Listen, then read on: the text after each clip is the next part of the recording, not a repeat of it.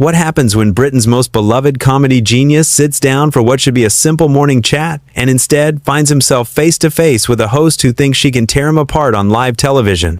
It only took 29 seconds for Lorraine Kelly to make the comment that would destroy her reputation and turn her own show into a battlefield she could never win. The morning started like any other at the ITV studios. Lorraine Kelly sat in her bright yellow chair, her fake smile already plastered across her face as she prepared to interview Rowan Atkinson. The man behind Mr. Bean, Johnny English, and Blackadder was there to talk about his latest project. Simple enough, right? Wrong. From the moment Rowan walked onto that set, something felt different. The usual warmth that guests received was nowhere to be found. Instead, Lorraine looked at him like he was some kind of circus act she had to tolerate. "Right then," she said, not even bothering to stand up as he approached. "Rowan Atkinson, everyone. The man who made a career out of not talking." The audience laughed nervously. Rowan smiled politely and took his seat, but you could see something flicker across his face. A tiny crack in his usual calm demeanor. "Thank you for having me, Lorraine," he said, his voice measured and professional. "Oh, we had to really," she replied with a laugh that sounded more like a bark. "I mean, your people have been calling us for weeks, desperate to get you on, weren't they?" The first red flag. Rowan's eyebrows raised slightly, but he maintained his composure. "Well, I do have a new film coming out, so naturally we thought your viewers might be interested." "Might be," Lorraine said, flipping through her notes with exaggerated boredom. "Though I have to ask, and forgive me for being blunt, but don't you think you're getting a bit old for all this physical comedy nonsense? I mean, you're not exactly a spring chicken anymore." The studio fell silent. Even the cameramen looked uncomfortable. This wasn't playful banter. This was an attack disguised as an interview question. Rowan sat back in his chair, his jaw tightening just barely. "I'm sorry, could you repeat that?" "Oh, come on, don't play dumb with me," Lorraine said, leaning forward like a predator sensing weakness. "You're 68 years old. Isn't it time to hang up the rubber faces and silly walks? Leave it to the young people?" "I wasn't aware there was an age limit on entertaining people," Rowan replied, his voice still calm but with an edge creeping in. "There isn't officially," Lorraine said with mock sincerity. "But there's something rather sad about watching an old man try to be funny, don't you think? It's like watching your grandfather try to be hip, embarrassing for everyone involved." The audience gasped. This was live television, and their host had just crossed a line that should never be crossed. But Lorraine wasn't done. "I mean, let's be honest," she continued, clearly enjoying herself now. "Mr. Bean was what, 30 years ago? And it wasn't exactly Shakespeare, was it? A grown man acting like a toddler. What does that say about British comedy standards?" Rowan's hands were clasped in his lap, his knuckles turning white, but his voice remained steady. "Mr. Bean has brought joy to millions of people around the world. Children, adults, families. I'm rather proud of that. Are you, though?" Lorraine pressed, sensing she had him on the defensive. "Because from where I'm sitting, it looks like a man who peaked decades ago and is desperately clinging to relevance. When was the last time you did anything genuinely funny? And please don't say Johnny English, because we both know that was just Mr. Bean in a suit." The temperature in the studio seemed to drop. Crew members were looking at each other in disbelief. This wasn't an interview anymore. It was character assassination. "Lorraine," Rowan said quietly, "I came here to talk about my new project, not to be psychoanalyzed by someone who thinks morning television makes them qualified to judge artistic merit." "Oh, artistic merit," Lorraine laughed, slapping her knee dramatically. "Listen to him, everyone. Artistic merit. From the man who built his career on pulling faces and falling over?" She turned to the audience, encouraging them to laugh along with her mockery. But the audience sat in stunned silence. They hadn't come to watch their childhood hero get torn apart by a bitter talk show host. "You know what I think?" Lorraine continued, turning back to Rowan with venom in her voice. "I think you're jealous. Jealous of real comedians. People like Jimmy Carr, Sarah Millican. People who actually have wit and intelligence. People who don't need to resort to playground antics to get a laugh." Rowan's composure was cracking. You could see it in the way his left eye twitched slightly, in how his breathing had changed. This man, who had spent his entire career being gracious and professional, was being pushed beyond his limits. "Those are fine comedians," he said, his voice tight with controlled anger. "But comedy isn't a competition, Lorraine. There's room for different styles, different approaches." "Is there, though?" she shot back. "Because it seems to me like your style went out with the arc. Physical comedy is dead, Rowan, dead and buried. And the sooner you accept that and step aside for people with actual talent, the better off we'll all be. That was it. The moment everything changed, Rowan Atkinson, the man who had made the world laugh for 40 years, who had brought happiness to countless lives, who had never said a bad word about anyone in public, had finally heard enough. He sat forward in his chair, his eyes locked on Lorraine's face. When he spoke, his voice was quiet but carried the weight of decades of professionalism and dignity. "Talent," he said slowly. "You want to talk about talent, do you?" Lorraine sensed she might have pushed too far, but it was too late to back down now. "Yes, let's talk about talent." "Right then," Rowan said, standing up from his chair. The studio lights seemed to dim as Rowan Atkinson rose to his full height, towering over the woman who thought she could destroy him with cheap shots and playground insults. Lorraine Kelly, for the first time in the entire interview, looked genuinely nervous. "Sit down, Rowan," she said, trying to regain control of her own show. "We're in the middle of an interview." "No," Rowan replied, his voice cutting through the silence like a blade.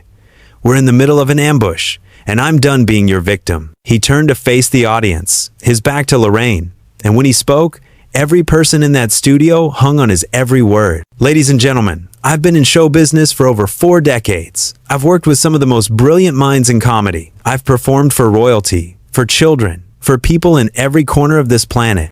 And in all that time, I have never, not once, encountered someone so desperate to tear down another person's life's work just to make themselves feel important." Lorraine's mouth fell open. This wasn't the quiet, polite man she thought she could bully. "Now hang on a minute," she started, but Rowan raised his hand without even looking at her. "I'm talking now," he said firmly. "You had your turn. You had 20 minutes to show everyone watching exactly what kind of person you are. Now it's my turn." He turned back to face her, and the look in his eyes made her sink deeper into her yellow chair. "You want to talk about talent, Lorraine? Let's talk about your talent. What exactly is it that you do here? You read from a teleprompter? You ask questions written by other people? You smile on cue and pretend to care about celebrities you've never met? Where's the talent in that?" The audience was dead silent. You could have heard a pin drop in that studio. "At least when I pull a face or take a pratfall, I'm doing something. I'm creating a moment of joy for someone. I'm making a child laugh. I'm helping a tired worker forget their troubles for 30 minutes. What do? You sit in that chair and tear people down to make yourself feel better about your own mediocrity." Lorraine tried to interrupt again. "I think you're being rather unfair." "Unfair?" Rowan's voice rose for the first time. "You just spent 20 minutes telling me I'm too old, that my work is worthless, that I should step aside for real comedians. You called my life's work embarrassing. You compared me to a desperate grandfather trying to be hip, and you think I'm being unfair?" He started pacing now, his hands animated as he spoke. The physical comedian was gone, replaced by a man with 40 years of frustration finally pouring out. "Do you know what Mr. Bean has done for this world? Do you have any idea? I've received letters from parents telling me their autistic children spoke their first words while watching Bean. I've heard from soldiers in Afghanistan who said my films helped them get through the darkest moments of their lives. I've met children in hospitals who forgot about their pain for an hour because of something I created." Lorraine was shrinking visibly in her chair now. "Rowan, I think we should. But what have you created, Lorraine? What's your legacy? 30 years of asking celebrities about their new haircuts? 30 years of reading gossip off cards and pretending it's journalism? You sit there judging my work, but what work? Where's your creative output? Where are the things you've made that will outlast you?" The cameras were still rolling. The producers were probably screaming in the control room, but nobody was brave enough to stop what was happening. "You know what's really sad?" Rowan continued, his voice dropping to that quiet, dangerous tone again. "It's not an old man trying to make people laugh. It's a bitter woman who's so threatened by joy that she has to destroy it wherever she finds it. It's someone so insecure about their own lack of substance that they have to attack anyone who actually brings something meaningful to the world." Lorraine finally found her voice, though it came out as barely more than a whisper. "I was just asking questions." "No," Rowan said, stepping closer to her desk. "You were trying to humiliate me on live television. You thought you could take down Rowan Atkinson because you figured I was just a quiet little man who wouldn't fight back. You thought wrong." He leaned forward, placing both hands on her desk, looking directly into her eyes. "Let me tell you something about comedy, Lorraine. Real comedy comes from truth. It comes from understanding people, from seeing their struggles and their joys and reflecting them back in a way that helps them cope with life. Physical comedy, the kind you mock so easily, is the purest form there is. It crosses every language barrier, every cultural divide. A child in Japan and a grandmother in Scotland can watch the same pratfall and both burst into laughter. That's not easy. That's not simple. That's miraculous. The audience began to murmur their agreement. They could feel the shift happening. The victim was becoming the victor. But what you do here, he continued, gesturing around the studio, this isn't about bringing people together or making their lives better. This is about feeding your own ego. This is about making yourself feel important by making other people feel small. And frankly, it's pathetic. Lorraine looked around desperately, as if hoping someone would rescue her from this nightmare she had created. You called my work playground antics, Rowan said, straightening up again. Well, maybe that's exactly what the world needs more of. Maybe we need more playground joy and less boardroom cruelty.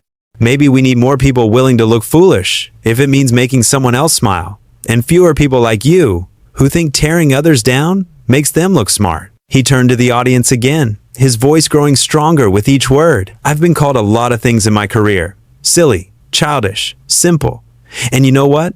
I wear those labels proudly. Because if being silly means bringing happiness to millions of people, then I'll be silly until the day I die. If being childish means remembering what it's like to find wonder in the world, then I'll stay childish forever. And if being simple means I don't need to hurt other people to feel good about myself, then simple is exactly what I want to be. The audience erupted in applause. Not the polite, prompted applause of a morning show, but genuine, heartfelt appreciation for what they had just witnessed. Lorraine sat frozen in her chair, realizing too late that she had picked a fight with the wrong person. The applause died down, but the energy in the studio remained electric. Rowan Atkinson stood there, composed once again, while Lorraine Kelly looked like she wanted to disappear into her bright yellow chair. But he wasn't finished. Not yet. You know what the real tragedy is here, Lorraine? He said, his voice now calm but carrying in weight that made everyone lean forward to listen. It's not that you don't understand comedy. It's that you don't understand people. Lorraine opened her mouth to respond, but no words came out. She was completely out of her depth now. When you mock physical comedy, when you call it childish and outdated, you're not just attacking me. You're attacking every person who ever found comfort in laughter during their darkest hour. You're dismissing every child who learned that it's okay to be different by watching someone celebrate their own quirks on screen. He walked closer to her desk again, but this time there was no anger in his movement. There was something far more devastating. Disappointment. I've met war veterans who told me that Mr. Bean helped them reconnect with their families after they came home. I've spoken to teachers who used my films to reach children who had given up on learning. I've heard from carers who said my comedy gave them 5 minutes of peace while looking after loved ones with dementia. The studio was so quiet, you could hear the hum of the cameras. But to you, all of that is just playground antics. All of those moments of human connection, all of that healing through laughter, it's just an old man making faces. Do you see how small that makes you? How limited your understanding of what entertainment can be? Lorraine finally found her voice, though it was shaky and defensive. I never meant to suggest that your work hasn't helped people, didn't you? Rowan tilted his head slightly, like a teacher correcting a student. Because that's exactly what you suggested. You said my comedy was embarrassing. You said it was time for me to step aside. You compared me to a desperate old man clinging to relevance. Those were your exact words, weren't they? She nodded reluctantly, knowing that millions of people had just heard her say those things. And now you're trying to walk it back because you realize you've revealed something ugly about yourself on live television. But here's the thing, Lorraine. This isn't about me anymore. This is about the kind of person you choose to be. He turned back to the audience, including them in the conversation in a way that Lorraine never had. We live in a world that's becoming crueler by the day. People hide behind screens to tear each other down. They mock anyone who dares to be vulnerable or different or joyful. They've forgotten that kindness isn't weakness, that bringing happiness to others is one of the highest callings a person can have. The audience was hanging on every word. This wasn't just a defense of comedy anymore. This was a manifesto for human decency. And then someone like Lorraine gets a platform, gets a microphone, gets the chance to reach millions of people every morning. And what does she choose to do with that power? She uses it to make people feel small.